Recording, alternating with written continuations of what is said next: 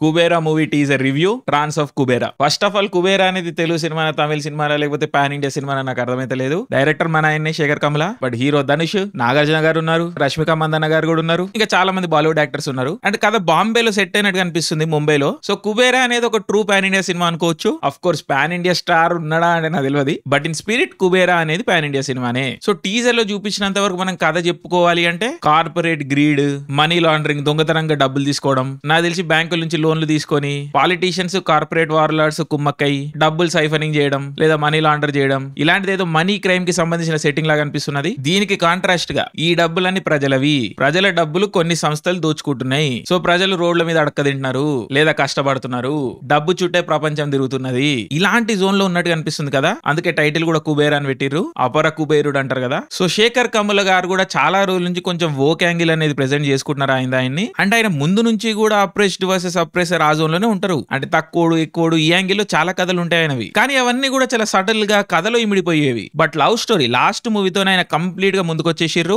నేను ఇక నుంచి ఇష్యూ బేస్డ్ సినిమాలు తీస్తాను. సో లవ్ స్టోరీలో ప్యాషన్, పావర్టీ అండ్ ఒక పాయింట్ తర్వాత సిఎస్ఏ ఎలిమెంట్, ఈ ఎలిమెంట్స్ ఓవర్టేక్ చేసిన లవ్ స్టోరీ అన్న కథని. సో పేరుకి అది లవ్ స్టోరీనే, కానీ ఇష్యూల మధ్యలో కొట్టుకోబోతుంది. సో ఆ సినిమా ఎటు కాకుండా పోయింది అన్నది నా ఒపీనియన్. మన ఛానల్ ఫాలో అయ్యే వాళ్ళకి తెలుసు, నేను శేఖర్ కమ్లకి చాలా పెద్ద ఫ్యాన్ అని. ఆయన hugely under rated, but on his own ఆయన ఒక వ్యవస్థ, ఆయన ఒక ప్యారలల్ ఇండస్ట్రీ. మంచి కథలు, మంచి ఫీల్ గుడ్, ఎవర్ లాస్టింగ్ సినిమాలు తీస్తారు ఆయన. బట్ ఒక సోషల్ కామెంటరీ అయితే ఖచ్చితంగా ఉంటుంది ఆయన సినిమాల్లో. అఫ్ కోర్స్ లీడర్ అనేది ఒక పొలిటికల్ సినిమానే, బట్ దాని తర్వాత కూడా మళ్ళీ ఆయన రిలేటబుల్ కథల్లోకి వచ్చిర్రు. కానీ ఈ మధ్య కన్సిస్టెంట్ గా ఇష్యూ బేస్డ్ సినిమాలు తీస్తున్నారు. సో కుబేరా అనేది కంప్లీట్లీ ఈ సెట్టింగ్ లోనే ఉన్నట్టుగా అనిపిస్తున్నది, అట్లీస్ట్ ప్రమోషనల్ మెటీరియల్ వరకు. సో ఈ విషయాన్ని ఆయన కోర్ ఆడియన్స్ ఎట్లా రిసీవ్ చేసుకుంటారో చూడాలి. ఎందుకంటే స్టిల్ లవ్ స్టోరీలో కొంచెం ఆ లవ్ స్టోరీ క్యూట్ ఎలిమెంట్స్ ఉంటాయి, ఆ పర్సనల్ రిలేటబుల్ యాంగిల్ ఉంటది. సో అందువల్లనే లవ్ స్టోరీ సక్సెస్ అయింది అన్నది నా ఒపీనియన్. సో శేఖర్ కమల గారు కూడా ఈ ఆపరేషన్, డిప్రెషన్, సప్రెషన్ సినిమాలు తీస్తే తెలుగు ఆడియన్స్, ఆయన కోర్ ఆడియన్స్ ఎట్లా రిసీవ్ చేసుకుంటారో చూడాలి. ఎస్పెషల్లీ ఆయన మెయిన్ ఆడియన్స్ అయిన ఓవర్సీస్ అమెరికన్ ఆడియన్స్, వాళ్ళు ఈ విషయాన్ని ఎట్లా రిసీవ్ చేసుకుంటారో చూడాలి. సో కుబేరాతోని శేఖర్ కమల గారు ఒక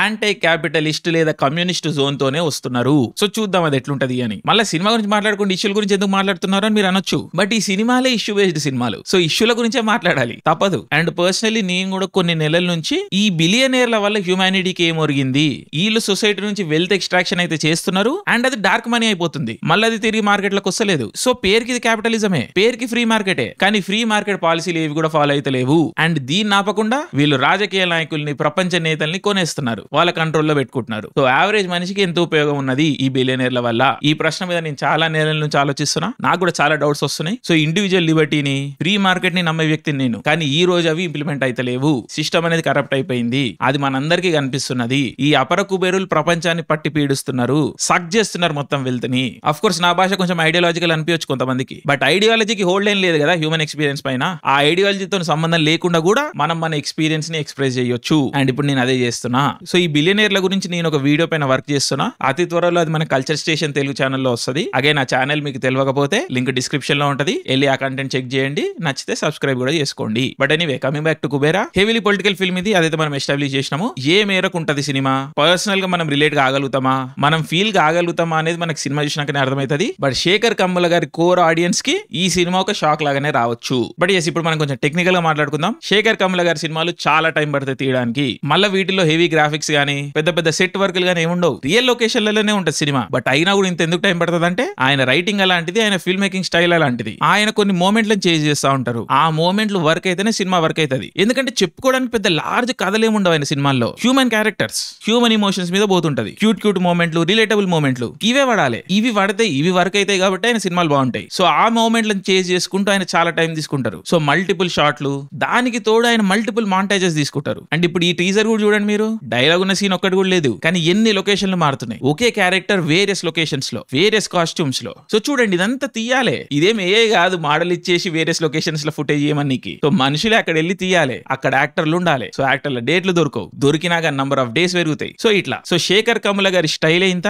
ఆయనకి చాలా వర్కింగ్ డేస్ పడతాయి, బట్ అల్టిమేట్లీ సినిమా వర్క్ అయినప్పుడు ఇదంతా మాఫ్ అయిపోతుంది. సో ఈ కుబేరా సినిమా కూడా చాలా రోజుల నుంచి మేకింగ్ లో ఉన్నది, బట్ ఫైనల్ గా జూన్ 20 డేట్ అనౌన్స్ చేసి రిలీజ్. సో చూద్దాం, హోప్ఫుల్లీ జూన్ 20 సినిమా వస్తుంది అని. అండ్ ఇంకా ముఖ్యంగా ఈ సినిమాలో టెక్నీషియన్ల గురించి మాట్లాడుకోవాలంటే కార్తిక శ్రీనివాస్ ఎడిటర్, ఆయన హిట్ ఆర్ మిస్ నాకైతే. బట్ మ్యూజిక్ వచ్చేసి దేవిశ్రీ ప్రసాద్, చాలా బాగా ఇచ్చారు ఇప్పటి వరకు అన్నది నా ఒపీనియన్. మీకు నచ్చిందో లేదో కింద చెప్పండి. అండ్ ఈ మూవీ సినిమాటోగ్రాఫర్ వచ్చేసి Niketh Bommi. Niketh Bommi is my favourite DOP working in Telugu cinema today. చాలా సెలెక్ట్ ఉంటారు ఆయన, బట్ వర్క్ చాలా పోయిటిక్ ఉంటది, బ్యూటిఫుల్ బ్యూటిఫుల్ ఉంటది. సో ఈ జోన్ సినిమా, ఈ జానర్ సినిమా ఆయనకు కూడా కొత్తనే. సో ఒక యూనిక్ కలర్ ప్యాలెట్ తో వచ్చిర్రు. అంటే ముందు సినిమాలో చాలా వార్మ్ టోన్స్ ఉంటాయి ఆయన బ్లాకింగ్ లో, ఆయన ఫ్రేమ్స్ లో, కానీ ఈసారి ఒక కొత్త కలర్ ప్యాలెట్ కి వెళ్ళారు. అది చాలా కొత్తగా ఉన్నది. సో ఫస్ట్ లో వచ్చిన కొన్ని ఫుటేజ్ లో స్కిన్ టోన్స్ కూడా ఆఫ్ ఉండే. నాకు ఒక్కడికే అట్లా అనిపిస్తుందా లేదా వేరే వాళ్ళకి కూడా అట్లా అనిపిస్తుందా అని టెక్నికల్ ట్రైనింగ్ ఉన్న పీపుల్ ని కూడా అడిగినా నేను. వాళ్ళు కూడా కన్ఫర్మ్ చేసిర్రు. సో మేబీ ఆ ఫుటేజ్ కి గ్రేడ్ సరిగా కాలేదేమో, ఇంకా ఫైనల్ కాపీ రెడీ కాలేదేమో అయి ఉండొచ్చు. సో టీజర్ లో కూడా కొంచెం ఇన్కన్సిస్టెన్సీ ఉంది షాట్లలో. సో మేబీ ఇంకా ఫైనల్ గ్రేడ్ కంప్లీట్ కాలేదనుకుంటా. That is the most probable reason. But again Shekhar Kammula గారి సినిమాల్లో ఏదో ప్రాబ్లం ఉంటది. ఆయన సినిమాలు కొంచెం ఫినిష్డ్ అనిపించవు, especially last few films. Love స్టోరీలో అయితే చాలా ప్రాబ్లమ్స్ ఉన్నాయి నాకు టెక్నికల్ గా కూడా. సీజే బాగోదు, చాలా చోట్లలో తెలిసిపోతా ఉంటది.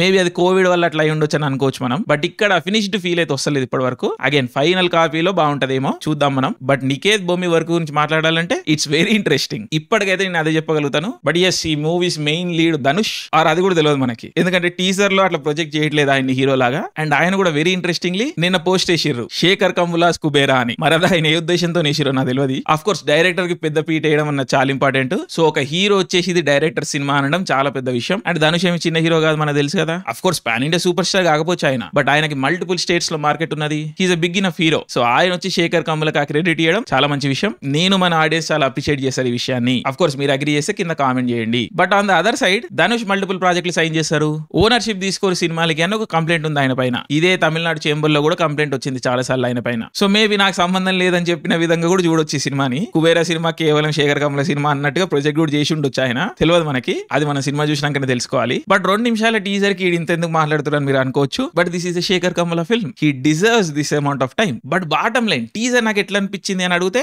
బ్యూటిఫుల్ ఉన్నది.